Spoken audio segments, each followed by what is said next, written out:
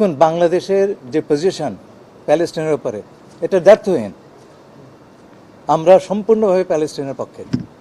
আমরা চাই যে 1967 সালের আগের যে বর্ডার ছিল সেই বর্ডার অনুযায়ী এবং পূর্ব জেরুজালেমকে ক্যাপিটাল হিসেবে, রাজধানী হিসেবে প্রতিষ্ঠিত করে একটি ফিলিস্তিনি রাষ্ট্র গঠিত হোক, এটা আমাদের পজিশন। এবং প্যালেস্টিনিয়ানদের যে ইনএলিয়েনেবল রাইটস টু স্টেটহুড, সেইটার ব্যাপারে আমাদের যে চিরকালের শুরু থেকে বাংলাদেশের জন্মলগ্ন থেকে যে আমাদের অবস্থান, সেই দৃঢ় অবস্থান থাকবে। আপনারা জানেন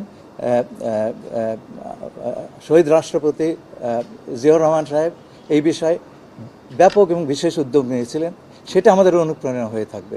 প্যালেস্টাইন প্রশ্নে আমাদের অবস্থান ব্যর্থহীন এবং কোনোভাবে কোনো পরিবর্তন হবে না। পাকিস্তান নয়, আমাদের বেশ কয়েকটি দেশের সঙ্গে কথা হয়েছে, 5টি দেশের সঙ্গে।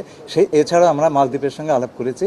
আমাদের দ্বিপাক্ষিক সম্পর্ক এই দেশগুলোর সঙ্গে কীভাবে আরও এগিয়ে নেওয়া যায় সে বিষয়ে আমরা আলাপ করি।